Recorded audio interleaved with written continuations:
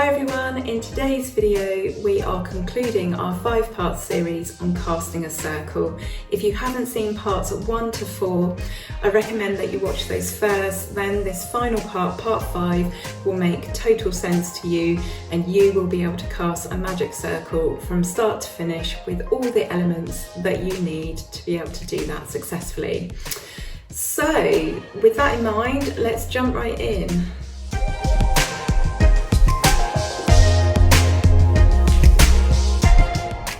So welcome back everybody, thank you for watching. If you're new to the channel, then welcome.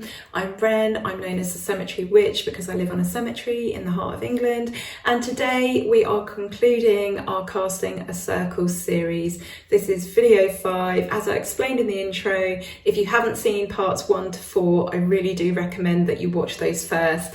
That way you're not going to get confused on this process and how it works. I also recommend that if you watch them from start to finish and you feel like you can't quite remember how to cast a circle naturally and in a fluid way, that you just go back and you take each part and you practice that bit over and over again until you've got the whole process down. So go to episode 1, learn everything you need to know. When you've got that down, then go to episode 2 and then keep practicing from 1 to 2 and then eventually add in parts 3, 4 and 5. So in the previous videos, we have learnt a little bit of history. We've just set the scene for what casting a circle is all about. We've learned how to physically cleanse a space and yourself, getting yourself ready for ritual. We have drawn the circle. So we've created a blank magical space, or like a blank page. We have invoked the elements, so we've filled that space with some energy, and we have invoked any gods, guides or guardians. So now the main body of work usually happens, whether that be a spell or ritual or both, or divination or journaling or reflecting, even taking a nap. When all that is done, it is time for cakes and ale and to open the circle, which is basically to finish the rites. So we're going to look at cakes and ale first, and then we're going to look at opening the circle. So cakes and ale happens at different parts of this process. Obviously, I've told you my way, but for some, cakes and ale actually happens before they do any magical work. For them, it's a way of taking communion with any gods, guides and guardians. For others, it's a way to ground and to bring yourself back to centre after doing any magical work. So there's no right or wrong here. It's your choice. You can do cakes and ale after inviting any gods, guides and guardians, or you can do it after your main part of your magical work.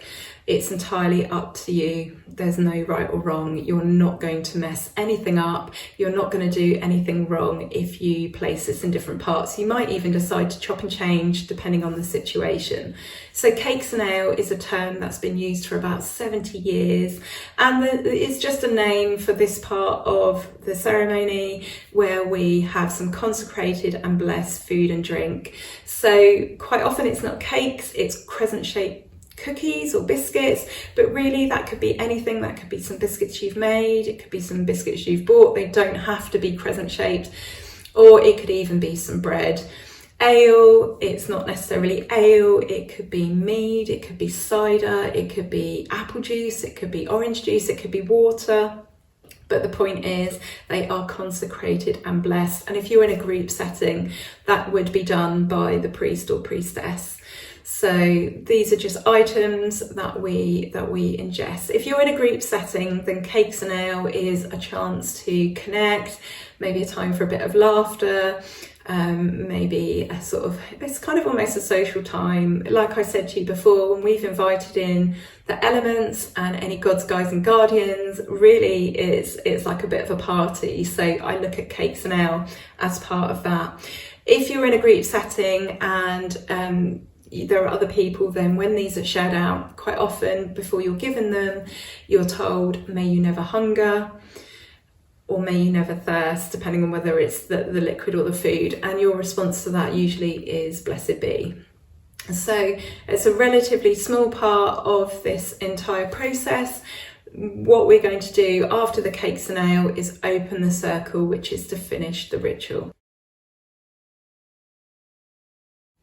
So when all magical matters are complete and done, and we've had our cakes and ale, it is time to open the circle to finish our rite. So we do this by dissipating the energy, sending it out into the universe. The energy is no longer contained in our magic circle. This is no longer a contained space where we carry out our rites and rituals. And we can make use of this energy that we are opening up and sending out to the universe. So you can make the intention that that energy will be sent out to protect friends and family. You might make the intention instead of, or as well as, that energy is going to be used to bring peace and harmony to the world. It's up to you, but it's a good idea to use that energy for something in particular and something good.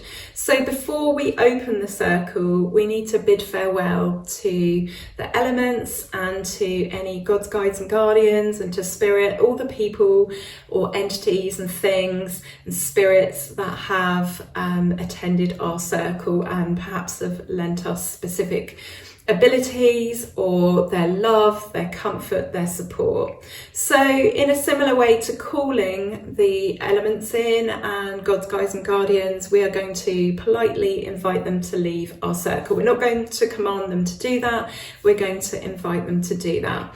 So first of all, we're going to start with the gods, guides and guardians. They were the second group that we invoked. And we're going to kneel in the centre of the circle and we're going to say words to the effect of, I call upon the ancestors of this land, those that trod this sacred earth before me, thank you for attending my circle and lending your wisdom.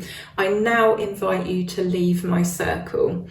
So now is a time to think about your gratitude for the opportunity to invite these into your circle and the gratitude that you have that they attended your circle. Think about this for a moment, mull on this, respect this, and then when you're ready, hold out your palms and say, ancestors of the land, hail and farewell.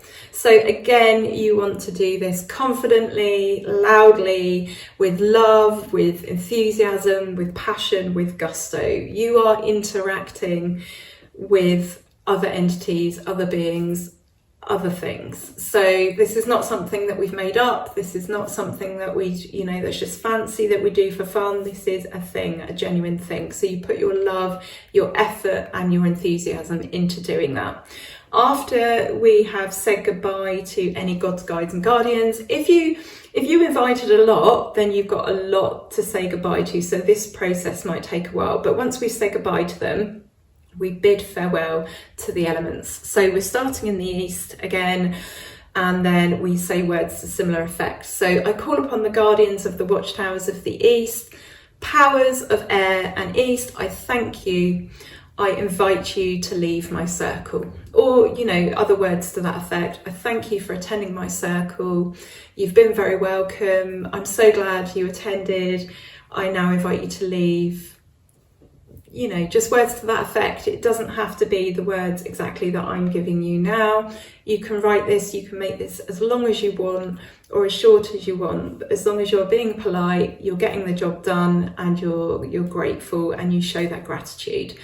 So again, take a moment to have some gratitude, to think about the element of air and the powers of air and the east, and how lucky you are to be able to cast a magic circle, to invite them to your circle and for them to have been present and to have assisted you. So you hold out your palms, so you can hold them down by your side. It could be like this, it could be like this, it's up to you. But you say, powers of air and east, hail and farewell. So again, you could make that longer, that could be a couple of sentences, or it can just be one short, sharp sentence like that. Again, as long as it's polite, it's respectful, and it does the job, your words are your own.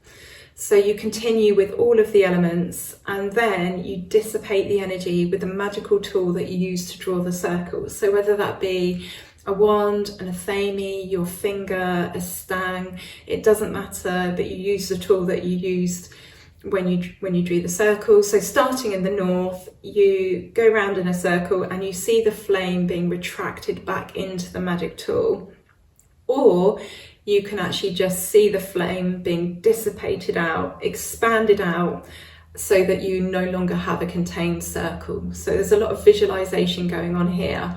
But when you do this and it is powerful, and you repeatedly do this and you stand in your power and you do this properly, eventually you do see that. You literally see it. So you can see the energy being dissipated out. You can see it being absorbed into the earth. You can see it flying out, going to where it's needed. It's up to you how you actually mentally form this and how you visualize this, but that's what you do. So the energy, like I said before, can be sent out for a specific purpose. That could be asking for it to protect someone, to add some good to the world. It's entirely up to you. It's whatever you can come up with. But when, as witches, we do magical work and we use energy, we need to think very carefully about how we fill that void, that energy we've taken. But also when we do things like create a magic circle and we've created this ball of energy, this ball of energetic spirit, if you like, we need to decide what we're going to do with that. So when we dissipate that, when we open that up, we need to decide where that's going to go. So many witches now finish this process with the traditional saying that you've probably heard of before: the circle is open but never broken, merry meet, merry part, and merry meet again. And actually, when I took some classes some time ago with Crow from the Margaret English School of Witchcraft, and I realised that I'd heard that saying and I'd heard it at the end of rituals, but it never actually occurred to me that the circle being open was about that energy being dissipated out, so that it wasn't a circle anymore. I always just felt like the term circle meant a group of people. So it was quite a shock when I learned that, because I'd been looking at it from a completely different angle, which is true as well. You know, the circle is always open. For me, that was about community, but actually it's about the fact that we open that up. I think it's actually a play on words, but we open that up. So the circle's open, but never broken. And that is how I feel about people within the witchcraft community. It's a family, it's a community. So that concludes our series on casting a circle. Again, if you haven't seen parts 1 to 4 and you've just watched this one, it would be a good idea to go back over those ones. This one, it was quite a simple one, not very much to it because we got to the end of the process, but by watching those you will totally learn how to cast a magic circle properly from start to finish. So thank you if you got this far. I hope it was helpful to you. I hope it means that you can go on and write your own rituals and cast a magic circle, and you can be confident in what you are doing. Feel free to subscribe. It's a 2-second action that really helps the channel. I suspect I shall do some other series. I'm not sure on what yet. I'm always floating lots of different ideas, but yes, stay tuned. There's obviously lots more witchcraft videos to come. I really enjoyed doing this, so thank you so much if you're here with me on this journey. You are so appreciated and loved, so thank you very much. Every Friday, don't forget, we have the Witching Week. That is a very informal chit chat, a cup of tea, and a look over the week's events, and a little tarot card reading at the end for a look at the energy for the week ahead of the next week. So feel free to join me on Friday for that. But in the meantime, take care of yourselves and each other. Lots of love and blessings. Bye.